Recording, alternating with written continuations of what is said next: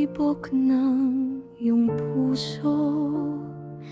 Diyan ako unang natutong mabuhay. Ngunit bakit tila may luha sa bawat pintig, at takot ang bumabalot sa aking munting daigdig. Hindi ko man alam ang mukha ng mundo. Ramdam ko ang bigat ng iyong paghinga.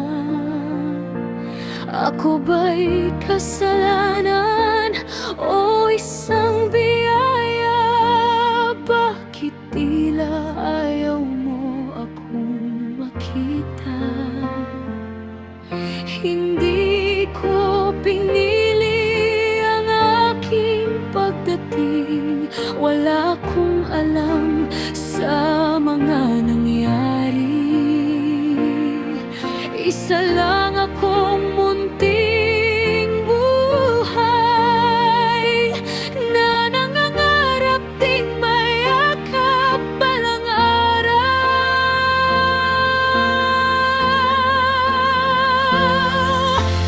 Nanay, wag mo akong bitawan, kahit hindi mo pa ako nakikita.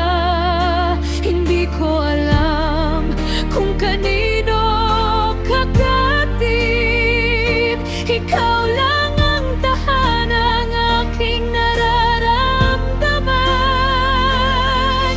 Kung ako man ay bunga ng pagkakamali, hindi ba't may puso rin akong tumitibok?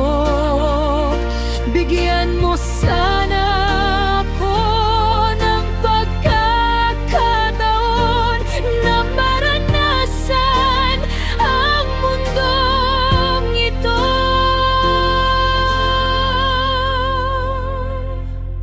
Naririnig ko ang mga bulong sa paligid, mga salitang hindi ko lubos maintindihan.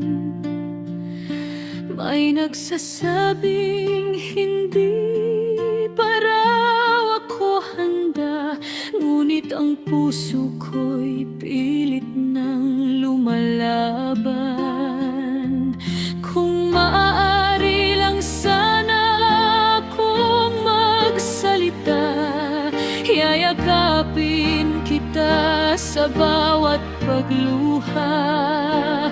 Sasabihin kong hindi kita hinuhusgahan, mahal pa rin kita, aking ina.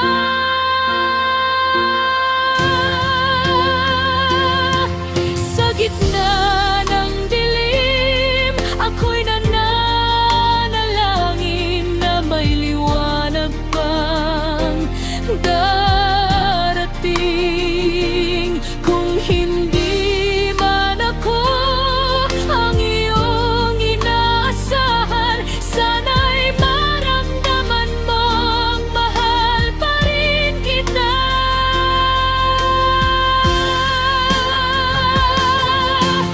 Nanay, wag mo akong bitawan. Hindi ko pa man nakikita ang umaga. Ikaw ang una kong tahanan, ikaw rin ang una kong pag-asa.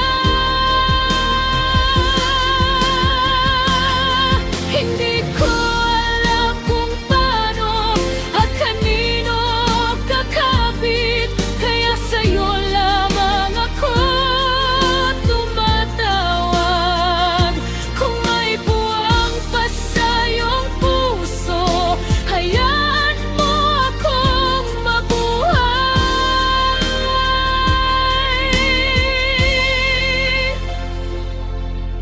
Ako'y isang munting pintig na umaasang marinig ang unang mahal kita.